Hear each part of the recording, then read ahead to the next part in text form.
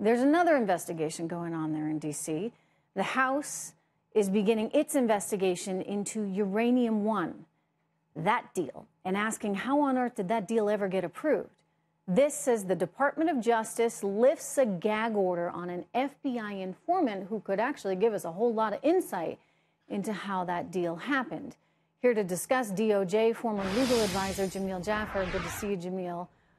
How does a deal like that get done? And by the way, let me just point out, CFIUS, 9 different members that come from a variety of different departments, including Treasury and State.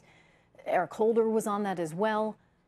Nobody got a little concerned when they saw ARMZ Uranium Holding was looking to buy that Canadian company that had all of those uranium assets in the U.S., and nobody got a little worried when they saw Rosatom, which is the Russian State Atomic Energy Corporation? How come?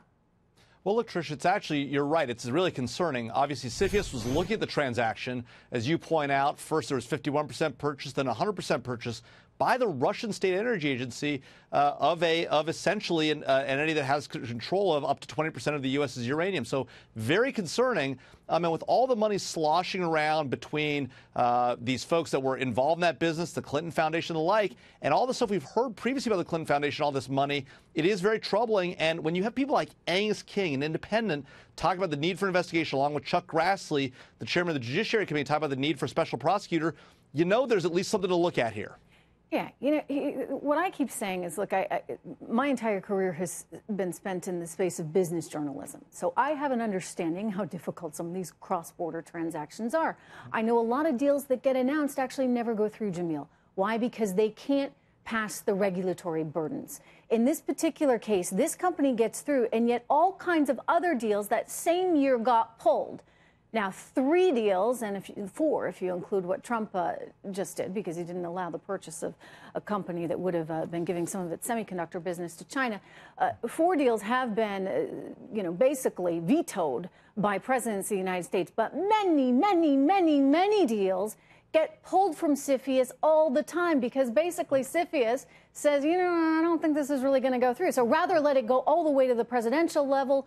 The bankers pull the deals. The companies pull the deals. In this case, this deal somehow goes through. And let me just highlight what also was going on at this time, Jamil, and that's that the Clinton Foundation had gotten nearly $150 million in the years prior from Russians for the foundation. So I guess I'm just asking, did that have anything to do with nobody being concerned that the Russians were buying uranium in the United States of America?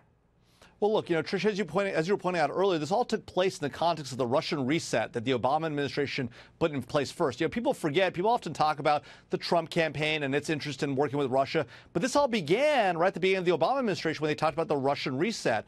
And so we're not sure about exactly whether the money had something to do with it or not. But now we're talking about a informant who's right in the middle of this. Apparently, by some reports, the lobbyist that this Russian operative tried to hire in the United States, who may have direct information about what happened and whether there was or was not a quid pro quo. And so we'll find out more, but certainly enough to at least investigate and look further into it. And so I think it's right that the House is looking into it. And the Senate leadership that's talked about this, both on the bipartisan Senate folks, from Chuck Grassley to Angus King, I think they're saying there's something to look at here. Yeah, Jamil, I would also point out, and the reason why this suddenly became news again, and we reported on this at Fox Business extensively during the campaign, but the reason why it's news, Jamil, is because we have now learned that the FBI was looking into whether Vladimir Putin at the time was trying to have a larger influence, outsized influence, on atomic energy. So you got that investigation going on simultaneously while the Russian State Atomic Energy Corporation is trying to buy up uranium. And Jamil, it just doesn't add up. I do not understand why they allowed the deal to go through. And these are the questions when we talk about Russia that need to be raised. Jamil, thank you.